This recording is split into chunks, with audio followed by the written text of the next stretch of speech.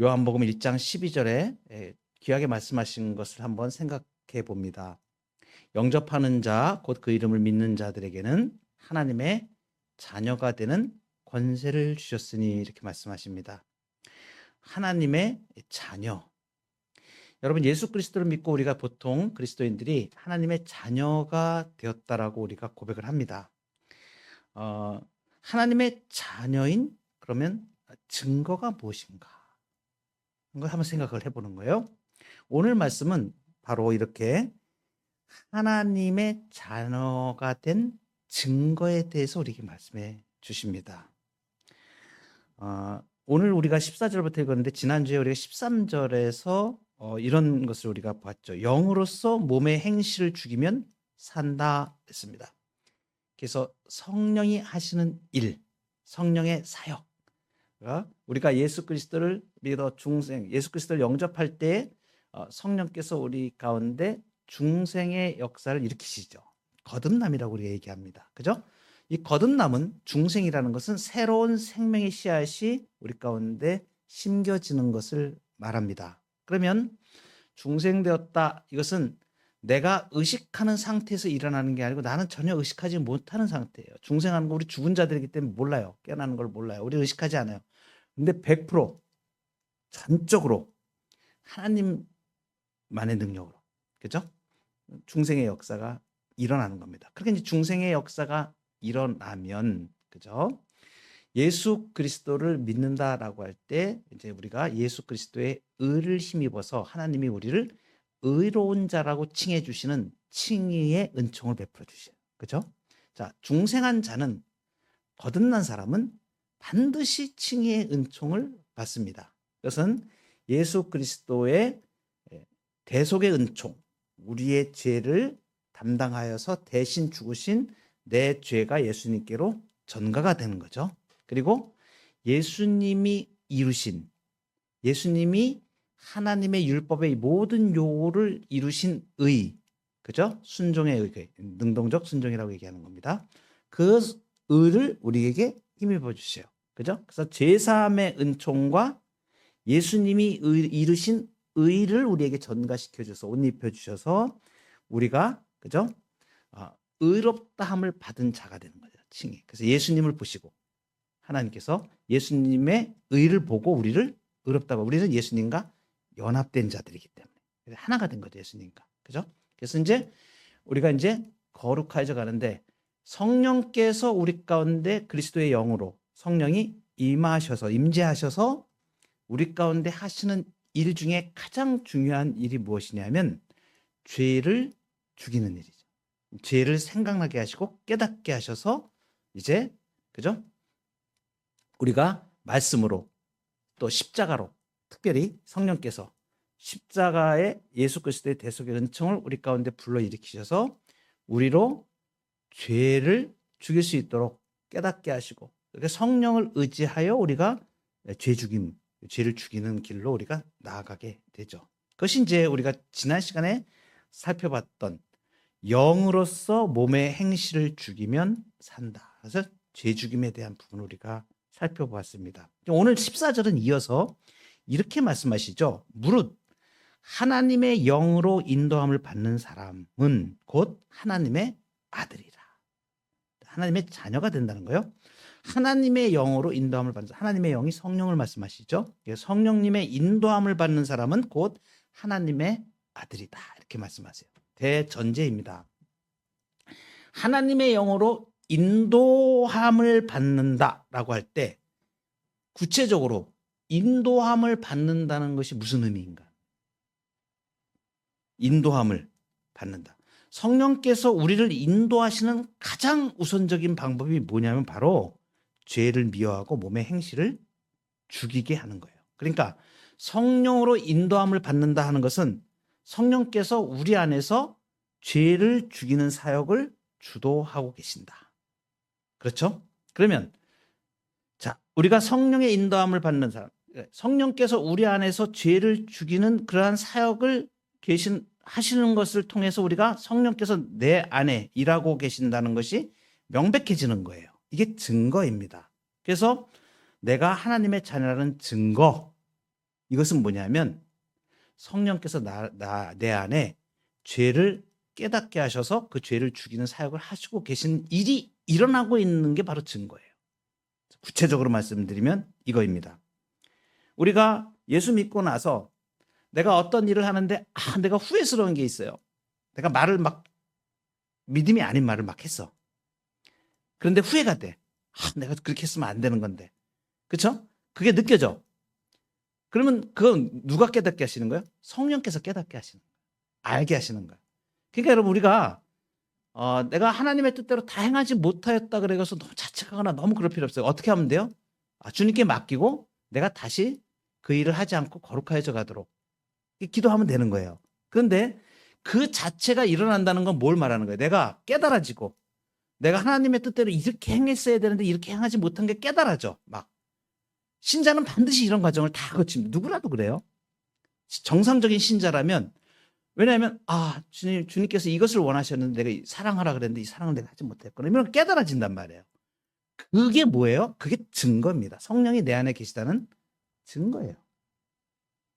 성령께서 그 죄를 자꾸 죽이도록 우리 안에서 죄를 죽이는 사역을 자꾸 하시기 때문에 그런 현상이 일어나는 거예요. 그게 뭐라고요? 그게 내가 하나님의 자녀가 되었다는 증거입니다. 그러니까 여러분 내 마음속에 하나님의 뜻대로 행하지 못하였는데 자꾸 하나님의 뜻대로 성령을 따라 행하려고 하는 소원이 일어나잖아요.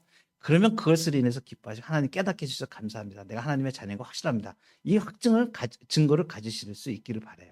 이게 우리에게 증거예요. 믿지 않는 사람에게는 일어나지 않는 일입니다. 불신자에게는 그 사람들은 깨닫는 것도 없어요. 하나님 앞에 양심의 가책도 느끼지 않아. 죄를 지어도. 죄 자체를 모릅니다. 근데 믿는 사람은 항상 하나님 앞에서 내가 이거 이렇게 했어야 되는데 하나님 내가 좀 죄송해요. 그죠? 내가 말도 막 거칠게 하고 내가 참지 못하고 분을 냈어요. 그죠? 그걸 깨닫게 하시는 자체가 성령께서 내 안에 계시고 일하시고 계시는 거예요. 그래서 이것을 확증하시면 돼요. 그럼 성령이 계시다는 거 확실하니까 뭐예요? 나는 확실하게 하나님의 자녀인 게 확실하죠. 지금 이 로마서 8장에서 이 부분을 굉장히 이 구원의 확신을 이루는 과정. 그래서 이 부분이 지금 제가 간단하게 말씀을 드리지만 사실 이 논리는 아주 명백한 논리예요. 그래서 신학자들이 여기 이 8장 13절, 14절, 15절 이걸 통해 가지고 칭의로부터 성화, 양자됨이라는 이 구원의 은총을 아주 확실하게 설명을 해요. 그러니까 구원의 확신에 이르는 3단 논법이라고 얘기를 합니다. 근데 명쾌해요. 별로 어렵지 않아요. 이게 뭐냐면 오늘 14절 이게 대전제입니다. 대전제. 뭐냐? 하나님의 영으로 인도함을 받는 사람은 하나님의 자녀이다. 이렇게 되는 거죠. 이 명제가. 14절에 있는 거. 하나님의 영으로 인도함을 받는다는 걸 제가 설명을 드렸습니다. 성령께서 죄를 죽이게 하는 그러한 역사를 일으키시는 것. 그죠? 그 사람은 하나님의 자녀야. 그런데 13절에는 어떻게 됐어요? 나는 지금 성령의 도우심으로 어떻게 하고 있어요? 죄를 죽이는 일들이 내 안에 일어나고 있죠. 그렇죠? 그러니까 나는 어떻게 해요? 결론. 그래서 나는 분명하게 하나님의 자녀입니다. 라고 구원의 확신에 이르는 이 과정을 설명해 주는 거예요. 그 키가 어디에 있어요? 성령의 하시는 일에 있죠. 그죠? 성령께서 인도하시는 거, 내 안에 살아서 역사하시는 것이죠. 자, 그러면 15절로 이제 넘어갑니다. 14절에서는 지금 뭘 한 거냐면 구원의 확신에 이르는 과정을 우리가 확실하게 본 거예요. 그리고 이제 15절로 넘어가면 너희는 다시 무서워하는 종의 영을 받지 아니하고 양자의 영을 받았으므로 우리가 아빠 아버지라고 부르짖느니라. 이 한 절이 하나님의 자녀의 신분에 대해서 말하는 양자됨이라고 얘기합니다. 하나님의 자녀의 신분을 확실하게 설명해 주는 말씀이 15절 이 말씀이에요. 자, 종의 영을 전에 있던 종의 영, 이 종의 영은 뭐냐면 자유가 없이 오직 명령과 처벌, 그래서 공포 아래에 있는 노예의 상태를 말합니다. 그러니까 종의 영이라는 것은 율법의 정죄 아래에 있는 양심의 상태를 말하는 거예요. 율법의 정죄 아래에 있는 양심의 상태. 이게 종의 영을 지금 얘기하는 겁니다. 그러니까 인간이 복음의 은혜 없이 율법 앞에 서게 되면 그 죄로 인한 심판을 두려워하게 되죠. 그죠? 벌 받을 것뿐이 없잖아요. 그러니까 억지로 순종하는 종처럼, 그죠? 끌려가는 거죠. 그래서 굴종의 마음을 가지고 있지 않습니까? 그러니까 이게 노예 상태는 거죠. 종의 영이라는 걸 말하는 거예요. 이런 상태. 이 종의 영의 상태는 특징이 있어요. 그건 뭐냐면 계속 무서워하는 거야. 벌 받을까 봐. 벌 받을까 봐 계속 두려운 거야. 그러니까 하나님이 사랑의 대상이 아니고 나를 벌 주시는 분이야. 율법 아래에 있으면. 이렇게 되는 거예요. 이게 종의 영의 상태를 말하는 거야. 근데 이제 비교를 하죠. 바울이 지금 15절에서 양자의 영을 받았다. 너희는 양자의 영을 받았다. 이 양자라는 것은 아들이라는 겁니다. 아들, 양자. 그래서 아들로 세우는 거예요. 그래서 이것은 뭐냐면 법적인 절차를 통해서 자녀의 자격이 된 거죠. 그냥 그 아들이 태어날 때 내가 이제 부모가 아이를 출생해서 나면은 그냥 아들이잖아요. 근데 그게 아니고 법적으로 낳은 아들은 아닌데 법적으로 내 아들로 받아들이는 걸 말해요. 양자로. 그러면은 자녀의 자격을 부여받는 거예요. 이것을 양자됨이라고 얘기합니다. 그러니까 신자를 지금 양자의 영을 받았다라고 하는 것은 종의 영에서 양자의 영으로, 그러니까 이제 법적으로 신분이 자녀의 신분으로 바뀌는 이것을 말하는 거예요. 바울이 이제 이 용어들을 사용한 이유가 있습니다. 지금 종의 영, 양자의 영 이렇게 두 가지로 이제 핵심적인 이유가 있는데 왜 이런 그 표현을 했냐면 당시에 로마 그 법에 있는 양자 제도가 있습니다. 그것을 지금 이제 이 바울이 요걸 얘기할 당시에 그 로마서에서 이 표현하는 이 당시의 법률을 사람들은 다 알고 있기 때문에 확 들어오는 거예요. 종의 양자의 영 그러면 양자가 된다는 게 무슨 의미인지를 확 아는 거죠.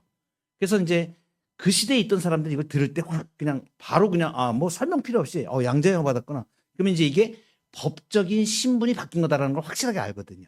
그래서 이제 이 바울이 사용을 하는 거죠.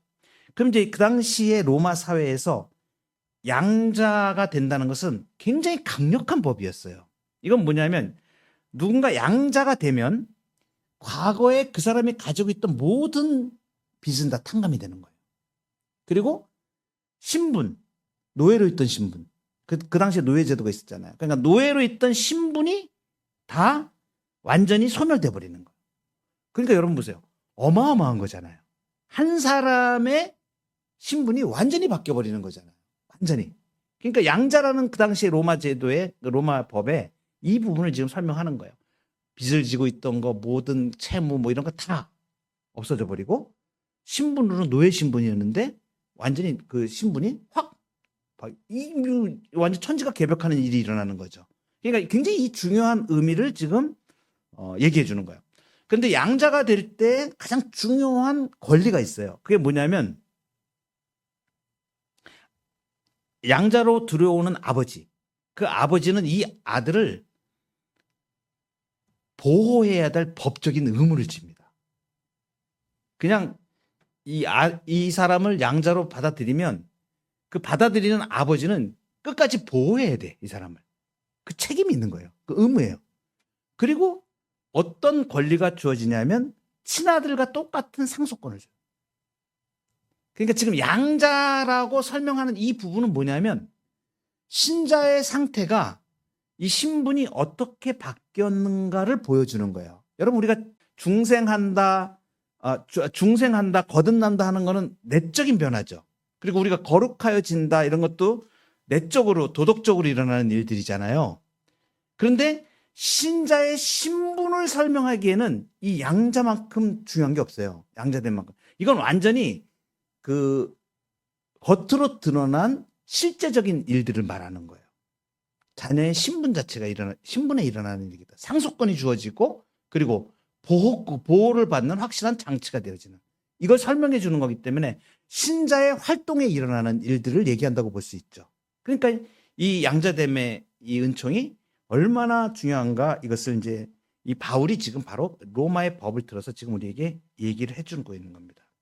그러니까 율법 아래 있었던 구약의 옛 언약, 그 이스라엘의 상태, 그리고 예수 그리스도로 인하여 구원받은 새 언약에 있는 신자의 상태가 어떻게 크게 대별되는가 하는 것을 말씀해 주는 거죠. 구약의 백성들도 하나님의 자녀였죠. 그런데 그리스도가 오시기 전까지는 어떤 상태였냐면 후견인 아래에 있었다라고 표현합니다. 갈라디아서 4장 1절부터 3절 사이에 나오는 얘기예요. 이 말씀은 뭐냐면 후견인 아래에 있었다 그러면은 종처럼 율법의 엄격함 아래에 있었다는 것을 말하는 거예요. 그런데 이제 새 언약, 예수 그리스도로 인하여서 온 것은 완전히 신분 자체가 확실하게 자녀의 신분이 되어진, 그래서 성숙한 아들, 종의 영의 지배가 아니고 이제 양자의 영의 지배를 받는 시대가 되었다라는 것을 말합니다. 그리고 이제 실제적으로 바뀐 일들이 뭐예요? 종은 주인에게 가기를 두려워하죠. 명령하고 다스리고 이렇게 잘못한 거 지적하고 하는 것뿐이 없잖아요. 그러니까 주인만 눈치만 보고 이러잖아요, 종은. 그러니까 주인 앞에 나가기가 싫은 거예요. 주인 눈 피해요. 어디 도망갈 데 없나 이렇게 맨날 그렇게 눈치만 보고 이런 게 종의. 근데 자녀는 어때요? 자녀는 아버지와 사랑의 관계이기 때문에 아버지를 보면 그 품 안으로 달려갑니다. 그죠? 이 관계가 사랑의 관계잖아요. 종의 관계하고 자녀의 관계는 완전히 다르잖아요. 바로 이렇게 다른 것들을 말해 주는 거죠. 그래서 이제 이 양자의 영, 양자됨이라는 것은, 우리가 하나님의 자녀가 된 것은 신자가 누리는 가장 높고 복된 은혜인 것이죠. 그래서 신분의 완전한 혁명이 일어난 것이다. 그래서 우리의 구원이 단지 죄사함, 죄 용서에서 끝난 게 아니고, 그죠? 하나님과 가족 관계를 맺는 신분의 완전한 변화를 지금 말해주는 것이 바로 이 양자됨이다. 이제는 하나님을 아버지로 모시고 상속자가 된 법적 지위를 가진 거예요. 그래서 이제 은혜 아래 살게 되는 것이죠. 이것을 누가 증거해 주시는가? 성령께서 증거해 주신다. 그것을 16절에 이렇게 말씀하세요. 넘어가 보면 16절에 성령이 친히 우리의 영과 더불어 우리가 하나님의 자녀인 것을 증언하시나니 이랬죠. 자, 그러면 하나님의 자녀가 되는 우리가 증거, 이제는 두 가지를 이제 딱 잡으면 돼요. 성령께서 하시는 일로 우리가 확실하게 확증할 수 있는 거예요. 아까 처음에 뭐라 그랬죠? 객관적으로는 우리가 죄를 죽이며 거룩하게 살려고 노력하는 우리의 모습을 통해서 증거가 되죠. 그죠? 내가 하나님의 자녀인 것은. 그러니까 내가 죄를 죽이고 죄와 싸워서 자꾸 내가 하나님 앞에 죄된 것들이 깨달아지고 그것을 성령께서 자꾸 그것을 우리를 죄를 짓지 않도록 죄와 싸워서 죄를 죽이도록 하시는 그 일을 통해서 우리가 하나님의 자녀가 된 거를 확실하게 우리가 증거를 가질 수 있다고 말씀드렸죠. 그 다음에 지금 말씀하신 16절, 이것은 뭐냐면 내적으로, 주관적으로 성령께서 마음속에 우리 직접적으로 뜨거운 확신과 감동을 주시는 걸 말해요. 그래서 거기 16절에 성령이 친히 우리의 영과 더불어 우리가 하나님의 자녀인 것을 증언하시. 그죠? 마음속에서 그러죠. 너는 하나님의 자녀야. 그죠? 성령께서 우리에게 그 확증을 주시는 거예요. 우리 주관적으로. 그러니까 각자가, 이것은 밖에서 우리가 알지를 못해, 객관적으로 알지 못하죠. 근데 주관적으로 우리가 예수 그리스도를 믿고 성령께서 내가 하나님의 자녀인 것을 확실하게 증거해 주시오, 우리 마음속에. 그런 증거들이 여러분 있으신가요? 네, 아멘 하셔야 됩니다. 다들 있으시죠? 내가 하나님의 자녀이구나. 성령께서 우리 가운데 증거해 주시는 거예요. 그래서 이것이 뭐예요? 성령께서 인치신 거예요, 우리 안에. 나를 완전히 내 안에 성령을 도장을 꽉 찍어 주시는 거예요. 도장 찍는다는 건 뭐예요? 하나님의 소유인 것을 확증해 주시는 거야. 그죠? 그건 성령께서 우리를 인치신다 그래. 마음속에. 나는 확실하게 하나님의 자녀야. 그래서 인을 쳐 주시는 거죠. 그래서 이제 나타난 현상이 뭡니까? 하나님의 자녀가 되면 당연히 15절에 이렇게 하반절에 나왔던 게 하나님 아버지를 아빠라고 부르는 거야. 아빠, 아버지라고 부르는 거야. 아빠, 아버지. 아빠는 아람어이고 뒤에 파테르, 아버지 하는 것은 헬라어입니다. 두 가지인데 이것은 바로 내 친아버지라는 것을 말하죠. 자, 이제 하나님의 자녀가 된 자들에게 주어지는 상속권이 있죠. 여러분 이제 이것은 누구 거예요? 네, 우리 거예요. 하나님의 자녀가 된 우리에게 주어진 이것을 잘 알아야 돼요. 아, 우리에게 주어지는 상속이 어떤 것인가? 이것을 네 단계로 제가 설명을 드리겠습니다. 첫째는 뭐냐면 우리가 생각할 것은 상속의 법적인 근거예요. 이거는 뭐냐면 우리가 무언가를 행해서 받는 보상이 아니에요. 그렇죠? 자, 우리가 우리가 받는 상속은 내가 노력을 해서 행해서 보상이 되어지는 게 아니에요. 자녀이기 때문에 그냥 주어지는 거예요. 그러니까 하나님의 자녀가 됨으로써 주어지는 권리인 것이에요. 이것은 뭐냐면 하나님께서 우리를 자녀를 삼으실 때 단순히 그냥 이름만 주시는 것이 아니라 장차 하늘의 기업을 물려받는 실제적인 권리를 주시는 걸 말해요. 놀라운 겁니다. 자, 이 모든 하늘과 땅의 모든 권세를 누구에게 주셨어요? 예수 그리스도에게 주셨습니다. 하나님께서. 하늘과 땅의 모든 권세를 다 주셨어요. 그 예수님과 함께 우리가 공동으로 상속하는 거예요. 아들이 되어서. 예수 그리스도 안에서 예수님 같이, 예수님이 우리의 맏아들이라고 얘기하잖아요.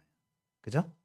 예수님 우리의 맏아들이 되시고 하나님의 맏아들이 되시고 우리가 이어서 다 아들들이 하나님의 자녀가 됐잖아요. 그래서 이제 상속을 받는 거예요. 그래서 이것은 하나님의 자녀가 돼서 필연적으로 받는 것이다. 이 특권이라고 그러죠. 바로 이것을 그래서 특권이라고 합니다. 두 번째, 상속받는 내용은 무엇인가? 상속의 내용.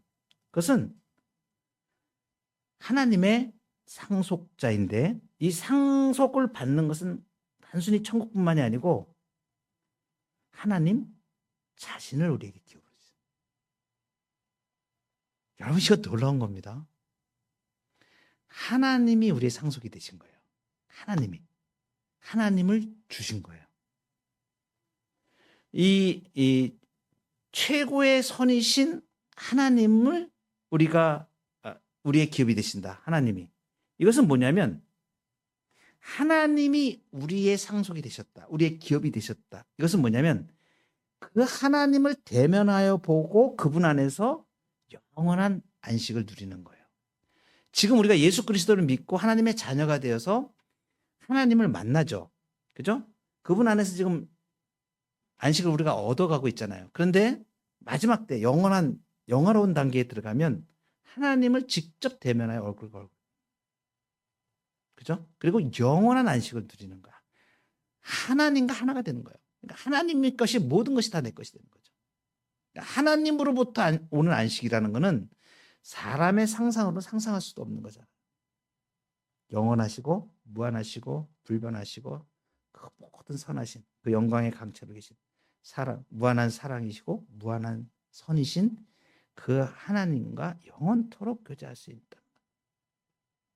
그래서 시편 16편 5절에 보면 여호와는 나의 산업과 나의 잔의 소득이시니 하나님께서 우리의 상속 재산이 되시는 거. 하나님이 우리의 상속이세요. 여러분 이 복과 은혜를 많이 누리시길 바라요.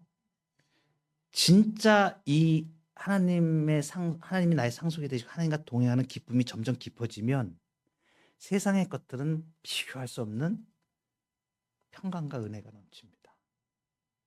그래서 우리가 이런 고백을 하잖아요. 하나님이 나의 전부이십니다. 하나님만이 나의 전부이십니다. 이 고백은 바로 하나님이 우리의 기업이 되심을 경험하고 누릴 때마다 터져나오는 신자의 고백이에요. 하나님이 없으면 우리가 어떻게 살 수 있어요? 상상하기도 어렵죠. 그죠? 신자는 바로 이것을 아는 사람들이에요. 왜냐하면 그분과 동행하고 그분의 선하심과 그분의 사랑하심과 이 모든 은총을 우리가 누려가며 이 땅에서 그분을 경험하기 때문에.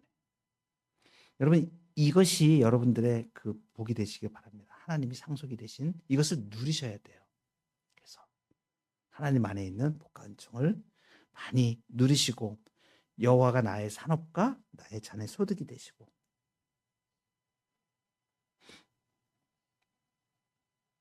그리고 또 당연하게 모든 만물을 우리가 상속받죠.